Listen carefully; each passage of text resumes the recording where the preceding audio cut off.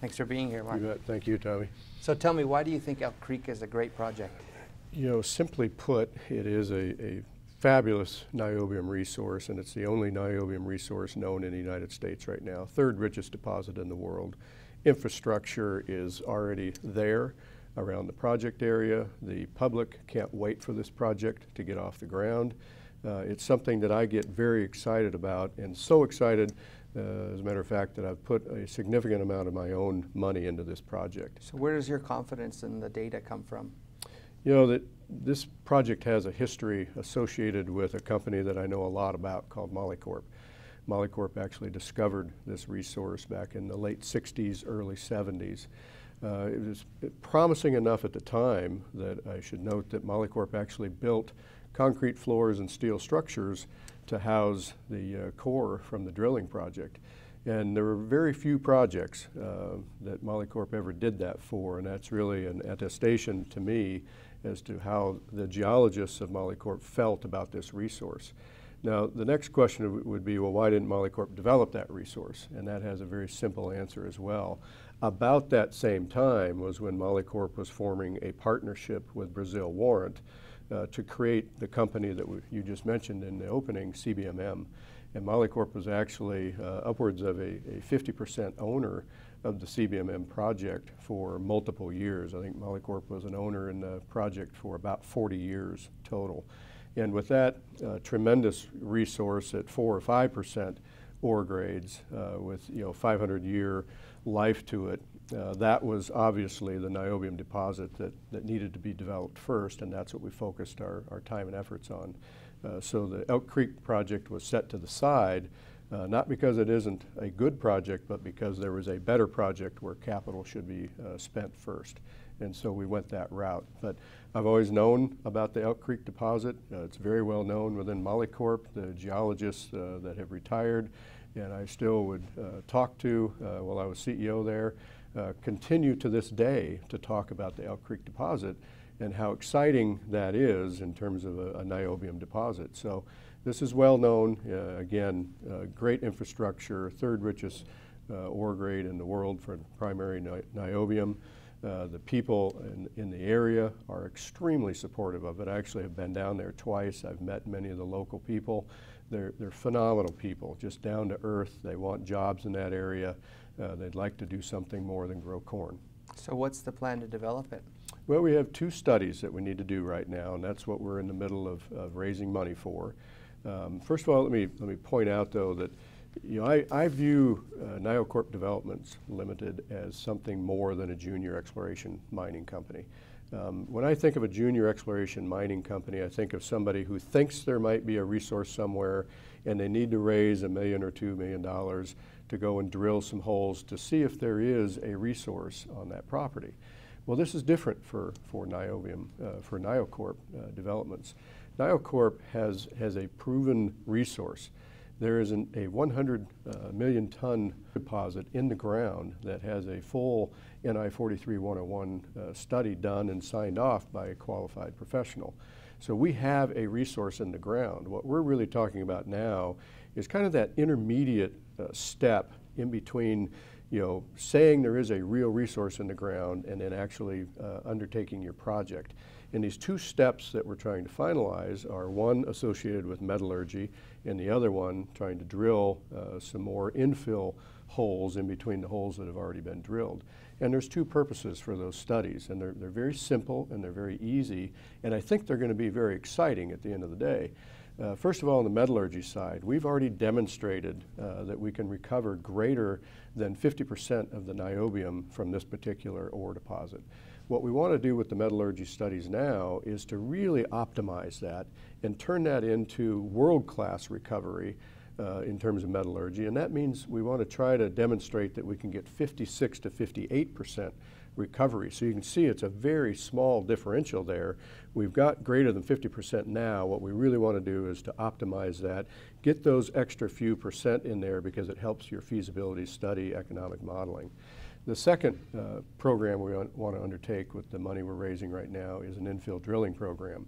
That has 2 primary purposes. One is, we'd like to move a lot of the inferred material into the measured and indicated category. We have about 100 million tons that's been identified in the 43-101. About 20 million tons of that is in the indicated category, and about 80 million tons is in the inferred category. What always happens as you start drilling in between known holes is you get more data, which allows the computer models to transfer more of the inferred into the indicated category. So we will have an even better looking resource at the end of the day. But it also serves to help us finalize the mine planning details. And this is very important because this will be like the Niobec mine in Canada. It will be an underground niobium mine. And when you're putting in underground mining facilities, you want to make sure you know precisely where to put the infrastructure for these operations, because it can really increase your project costs if you don't have the fine detail that you need. It can cost several millions of dollars to drill an extra 20 or 30 feet of tunnel if you don't locate your main shaft in the right spot. So that's just a simple example, but we want to make sure we have the right information to put into the ultimate feasibility study, which becomes bankable, and then we undertake the large project. And managing those projects isn't new to you? No, those are everyday things that I've been doing for 33 years, so I'm very comfortable with that. I actually look forward to that in many ways. Watching things being done in a metallurgy lab is sometimes easier than having to travel for several weeks in a row trying to convince potential investors to put money into a project. So there's goods and good sides and bad sides to all of that. Yeah. That's right. So you've got infill drilling, metallurgy, and a feasibility to undertake. Correct. What's the cost and the timeline for? We're estimating about $7.5 to $10 million to do the two studies. That's probably a pretty healthy budget for both of those activities.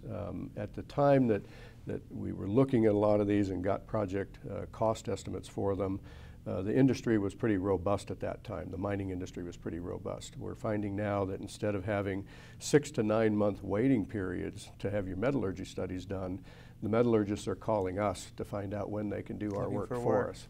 So I guess drilling's cheaper now. And drilling is a lot cheaper. It used to be you couldn't find a drill rig. Well, now drill rigs are waiting, and they would love to go out and start the drilling. So the economics of all this have changed, and we think that a $7.5 to $10 million budget is extremely robust for these activities that we need to undertake. And what sort of timeline? We anticipate about 6 to 9 months to finish both of those studies. And then the ultimate feasibility study we think we can get done from today about 12 to 18 months. And obviously as management, we will be doing everything in our power to push that time as close to 12 months as possible. So help me understand the niobium market. Okay, first of all, let me say that the market has been in existence for over 40 years now. So it's a very well-established market, and it's one that the steel industry in particular knows very well. It is about an 80 to 100,000 ton per year market. It has been very consistently growing at about 4 to 6% per year. Uses of niobium continue to be discovered every day, and there are certain uses of niobium where there are no substitutes. An example of that would be the deep water drilling stem that is used by the large international oil companies. With the extreme corrosivity, the high temperatures, high pressure, niobium as an additive in the steel is the only type of steel that can be used in that situation.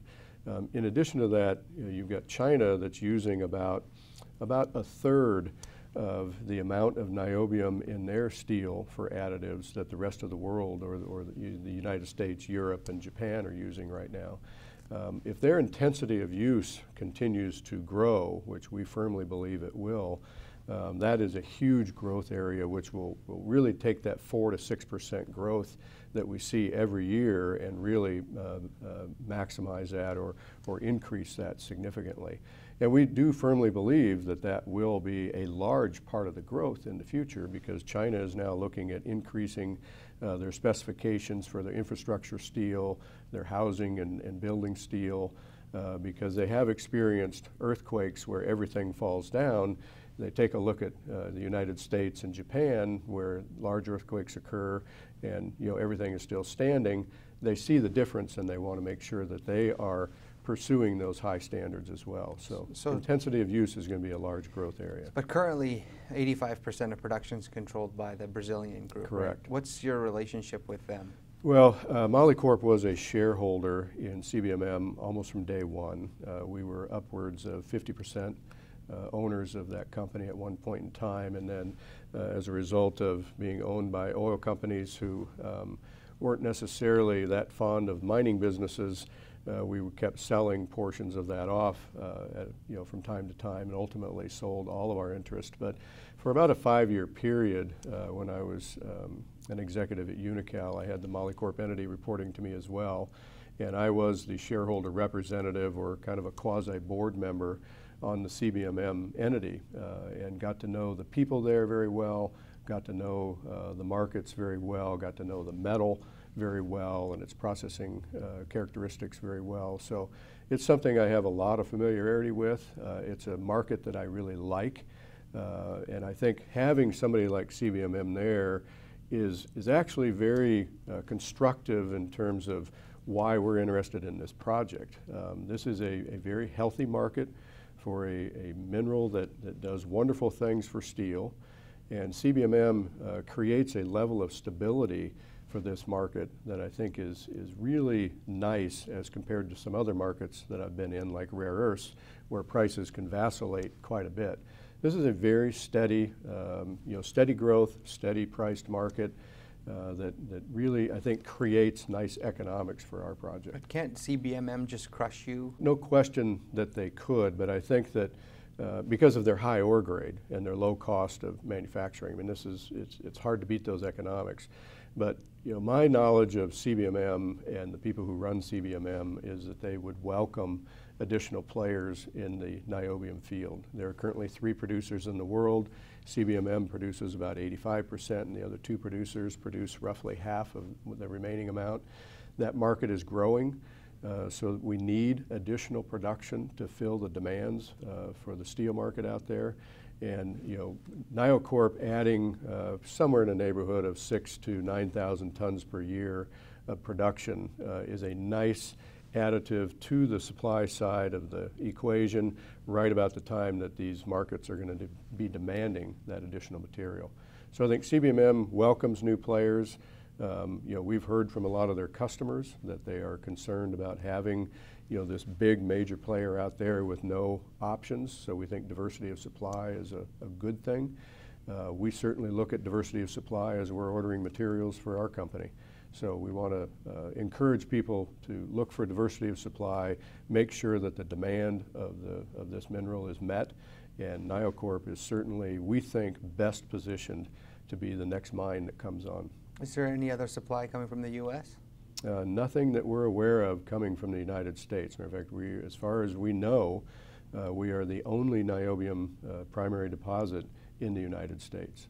All right, well, let's talk about financing for a minute. Obviously, the mining capital markets are in a major slump. Mm-hmm. In 2008, a private equity hedge fund consortium bought NioCorp privately. Correct. And then took it public, right? So you were involved in a private company that went public. Now you're in a public vehicle. How do you anticipate financing this development project? And the differences that you just talked about, Tommy, those are just what I call the facts that you're dealt with. So we have a company called NioCorp.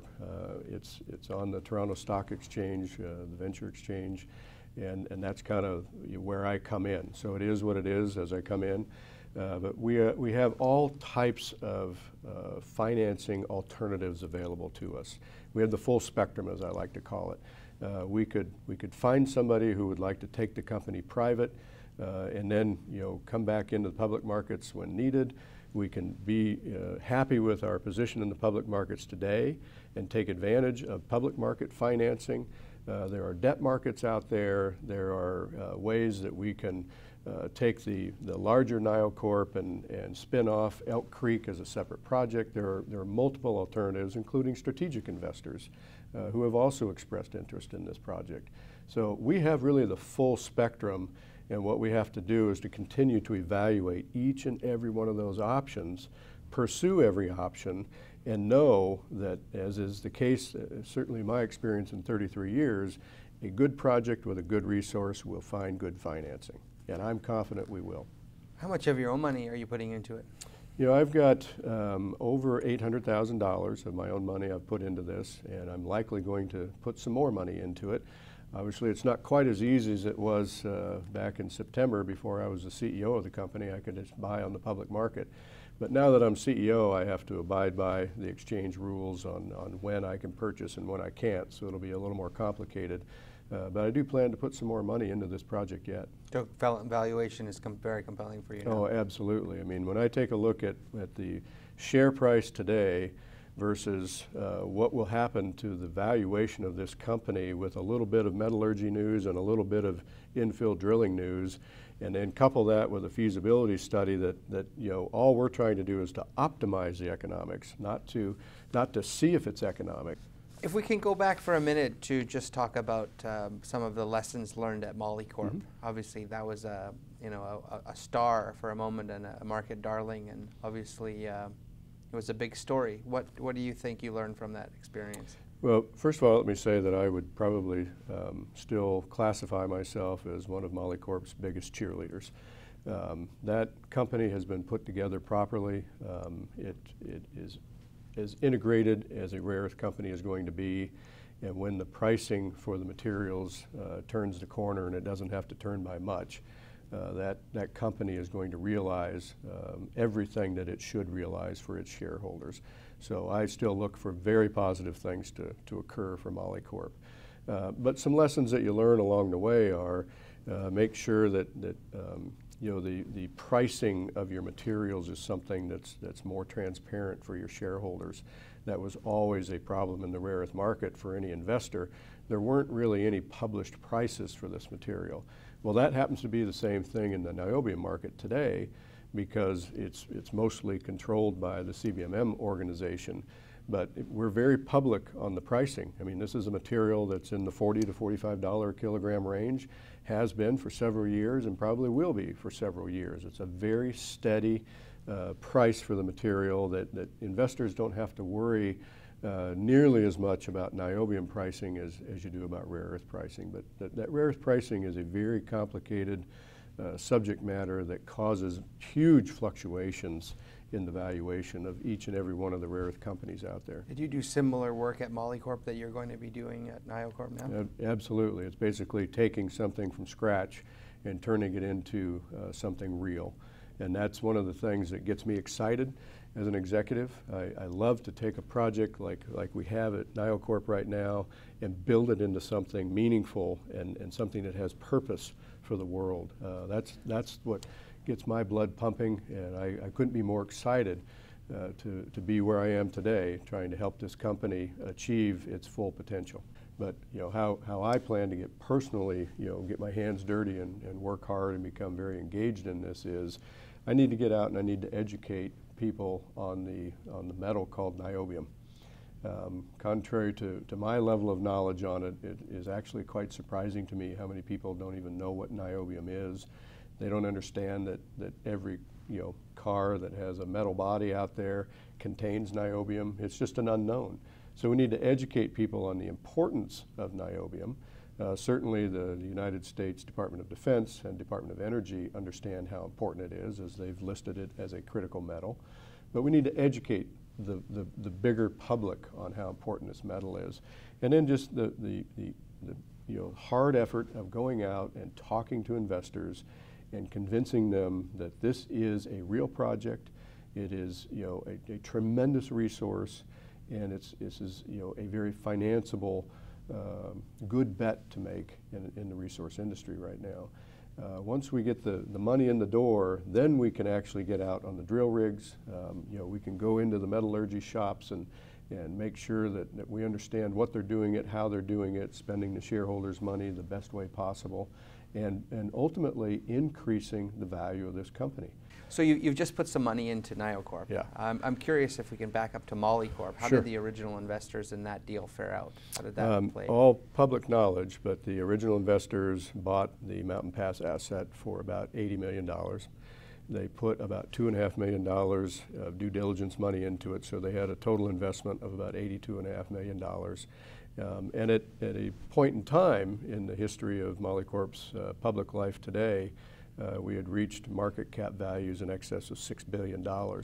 So I think that investors, the original investors for sure, have done exceptionally well and made an awful lot of money on that investment. Now obviously as NioCorp extends its life out, you're going to have some investors that are happy because they buy low and some that bought high, and that will vacillate right now. But certainly when you find a gem like we knew existed out at Mountain Pass, and you take that gem and you really turn it into something of value.